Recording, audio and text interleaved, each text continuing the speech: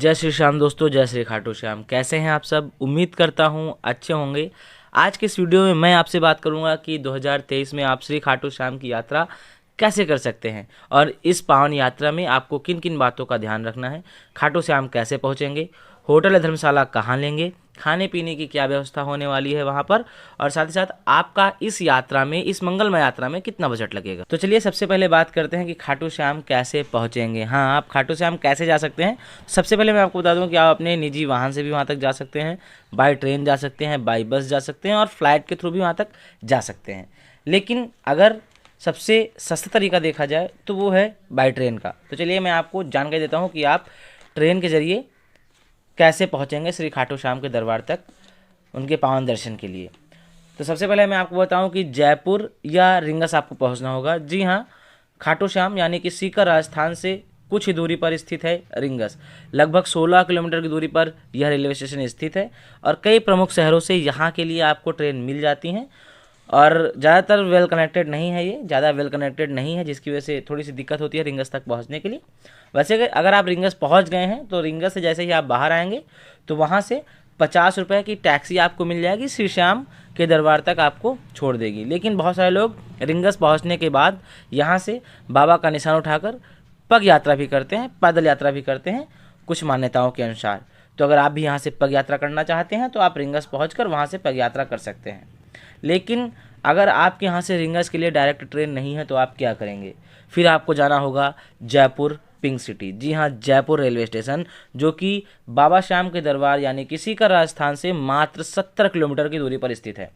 जब आप जयपुर पहुँच जाएंगे तो आप जैसे ही वहाँ पर बाहर आएंगे तो आपको वहाँ से 1 किलोमीटर के लिए ऑटो करना होगा। 1 किलोमीटर की दूरी पर स्थित है सिंधी कैंप बस स्टॉप। जी हाँ, जयपुर से सिंधी कैंप बस स्टॉप आपको आना है। वहाँ पर पहुँचने के बाद आपको राज्य परिवहन और प्राइवेट बसें मिल जाएंगी। जहाँ पर आपका राज्य परिवहन की जो बस है वो 80 रुपये चार्ज करती है और वहीं पर प्राइवेट जो बसेस हैं वो आपसे 100 रुपये का चार्ज करेंगी। और अगर आप इस 70 किलोमीटर की यात्रा को एसी बस के साथ करना चाहते हैं तो वो लगभग आपसे 150 रुपये का चार्ज करती है। और अगर यहाँ पे आप अपने पर्सनल कार से आते हैं तो मैं आपको बता दूं कि बहुत सारी जगह है, जैसे कि आपने जहाँ पे धर्मशाला लिया है, होटल लिया है, वहाँ पे आपको पार्किंग फ्री भी मिलती है। लेकिन अगर आपको पार्किंग फ्री नहीं मिल रही है तो कहीं कहीं पर आप 100 रुपये या 150 रुपये में 24 घंटे के लिए पार्किंग के लिए अपनी कार को पार्क कर सकते हैं। तो अभी हम पहुंच चुके हैं बाबा श्री श्याम के दरबार। तो दोस्तों, अब आप अगर पहुंच चुके हैं मुख्य द्वार श्री श्याम खाटू श्याम के, तो अब बहुत सारे लोग क्या करते हैं कि दर्शन उसी दिन करके वापस चले जाते हैं। लेकिन अगर आप वहां पर रुकने का प्लान कर रहे हैं तो अब बात आती है कि होटल या धर्मशाला आप कहाँ लेंगे जो कि आपके बजट में हो और सही भी हो और अच्छी जगह भी हो। तो जब आप मुख्य द्वार पर पहुँच जाएंगे तो वहाँ से थोड़ी ही दूरी पर स्थित है वृंदावन धाम धर्मशाला, जो कि काफ़ी सुंदर, अच्छी, बड़ी और बहुत ही साफ़ सफाई का ध्यान वहाँ पे रखा जाता है। अगर आप 4 लोग हैं तो वहाँ पर आपको 4 लोगों के लिए 300 रुपये का एक रूम मिलेगा जिसमें टॉयलेट अटैच नहीं होगा, और वहीं पर आपको 4 लोगों के लिए एक 600 रुपये का रूम भी मिलेगा जिसमें टॉयलेट अटैच होता है। तो आपको जो सही लगे आप वो ले सकते हैं।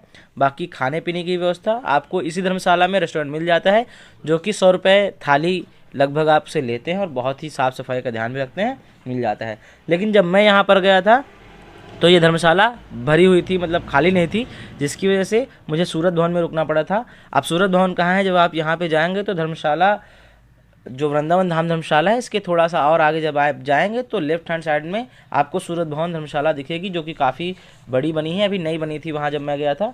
और उन्होंने मुझसे पर पर्सन का 200 रुपये चार्ज, मतलब 200 पर बेड का चार्ज लिया था, लगभग ऐसा ही। और वहाँ पे आप एसी रूम भी ले सकते हैं 300 रुपये के आसपास, 300 से 1000 तक आपका एसी रूम आराम से मिल जाएगा। और अगर आप वहाँ पे कई सारे लोग गए हैं तो आप वहाँ पे ले सकते हैं और बहुत ही सस्ते बजट में आपको वहाँ पे काम होने वाला है।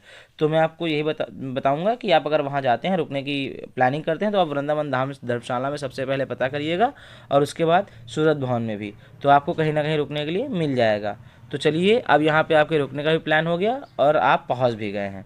तो अब बात करते हैं आपसे आगे की, कि आपके यात्रा में कितना बजट लगेगा और आपको क्या क्या ध्यान में रखना है। और अब खाटू श्याम की यात्रा करने जब आप गए ही हैं तो वहाँ पे और आपको किन किन बातों का ध्यान रखना है।